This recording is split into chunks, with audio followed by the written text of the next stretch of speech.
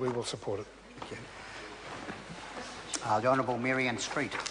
Thank you very much, Mr Chairman. I rise to speak to this Victims of Crime Reform Bill as a new entrant to the Justice and Electoral Select Committee.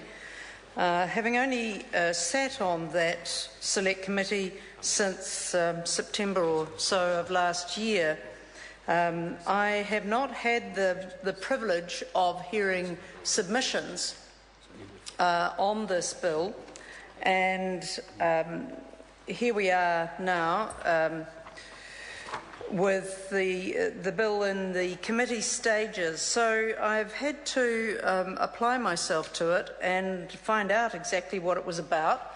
And I would like to take a moment, Mr Chair, with your indulgence, just to recap on that, because this bill was introduced on the 18th of August in 2011. 18 August 2011.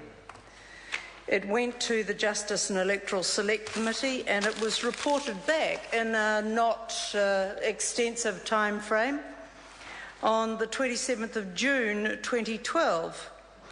Taking into account, of course, that there was an election between those two dates. So with that obvious disruption, the Justice and Electoral Select Committee seemed to have dispensed with this bill in a very efficient order. And so it has come back to the House on the 8th of April 2014. And so I think members of the public, Mr Chairman, as I am, could be forgiven for feeling somewhat confused about whether or not this bill is of importance to the government. Because that time frame, we're now looking at nearly 2 years since the report was presented to the House. And while I applaud transparency, and I would encourage the government to be transparent on all occasions, in this case I suspect that it is transparent to everybody that they've only brought this piece of legislation back to the House because we're now approaching the next election, and because they would like to have this particular notch on their belt in respect of justice issues, law and order issues that people will be paying special attention to during the election campaign.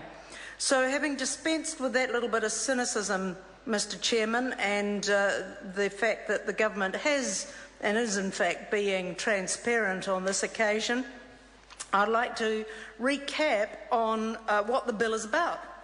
And people may remember it best, I think, if I refer in passing to one of the most difficult trials that received a great deal of media coverage, and it was the trial of the killer of Sophie Elliott.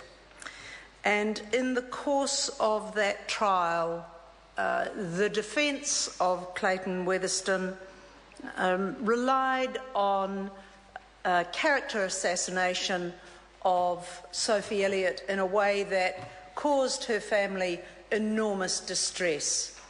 And so as the victims of that crime, and I cannot think of anything worse than to be a family member, particularly a parent, of a child who was murdered in such violent circumstances, and therefore the rights of victims of crime came to the fore again in the public consciousness.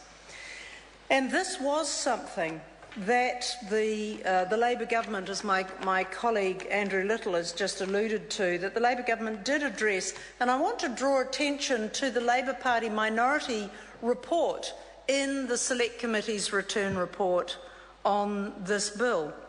And it said that the Labor Party minority view said that the New Zealand Parliament has dealt a number of times with the rights and interests of those who suffer as a result of criminal offending.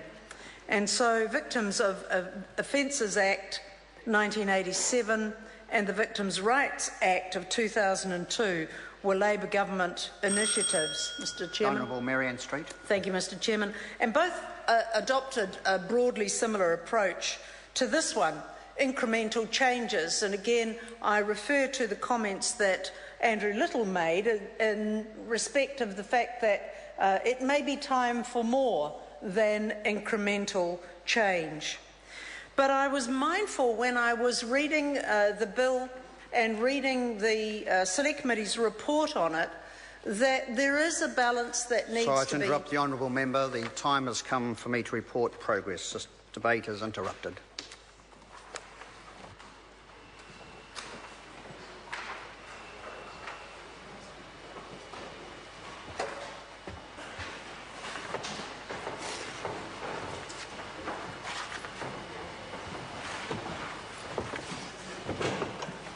The House is resumed. Mr Chairman.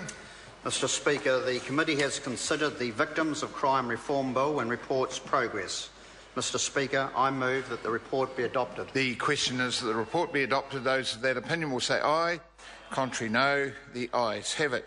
The Victims of Crime Reform Bill is set down for further consideration in committee next sitting day, and the House will stand adjourned until 2 p.m. tomorrow. Good evening, everybody.